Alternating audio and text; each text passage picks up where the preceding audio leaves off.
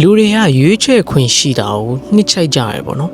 ကျွန်တော်တို့ရဲ့ CS ရဲ့သဘောတရားတစ်ခုကဘာလဲဆိုရင်လူတွေက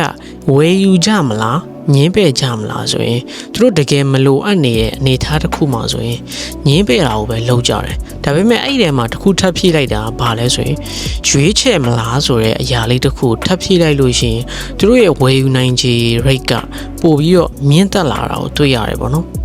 ဒီသဘောတရားကိုကျွန်တော်တို့ marketing မှာဆိုရင် decline effect လို့ခေါ်ပါတယ်ဒီ decline effect ကိုကျွန်တော်တို့ဒီနေ့ခေတ်လုပ်ငန်းခွင်တော်တော်များများမှာလည်းအသုံးပြုလာကြပြီပေါ့နော်ကျွန်တော်တို့ဒီစားသောက်ဆိုင်တွေတွားရဆိုရင်လည်း medium ယူမှာလား large ယူမှာလားအဲ့လိုမျိုးရွေးချယ်ခိုင်းတယ်လို့မျိုးပဲကျွန်တော်ကဘာကျော်ကုမ္ပဏီဖြစ်တဲ့ Apple မှာဆိုရင်လည်းကျွန်တော် iPad ဝယ်တဲ့နေရာမှာဒေါ်လာ400နဲ့ဝယ်မှာလားဒေါ်လာ900နဲ့ဝယ်မှာလားဒေါ်လာ600နဲ့ဝယ်မှာလားဆိုပြီးတော့သူတို့ရွေးချယ်ခိုင်းထားတာမျိုးတွေရှိတယ်ဒါဒုတိယမြောက်တစ်ခုကိုဝယ်စေခြင်းနဲ့ဆိုရင်ပထမမြောက်နဲ့ဒုတိယမြောက်ကိုဈေးသိမ့်မခွာပဲထားတတ်ပြီးတော့ဒုတိယမြောက်နဲ့တတိယမြောက် product ဂျာထဲမှာတော့ဈေးကွာခြားချက်တစ်ခုကိုတို့ကထားတတ်တယ်ပေါ့နော်ဒါက psychology သဘောတရားအရာဆိုရင်တို့ကဒုတိယမြောက်အရာကို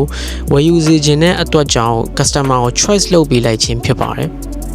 ရွေးချယ်ခွင့်ပေးထားပါဒါပေမဲ့ရွေးချယ်တဲ့နေရာမှာလည်းလွယ်ကူရိုးရှင်းတဲ့ရွေးချယ်မှုပဲဖြစ်ပါစေမိတ်ဆွေတို့အနေနဲ့ရောဒီသဘောတရားကိုဒီနေ့ခေတ်ကျွန်တော်တို့ရဲ့လုပ်ငန်းခွင်တွေမှာအသုံးချပြီးကြပြီလား comment ထဲမှာမျှဝေသွားလို့ရပါတယ်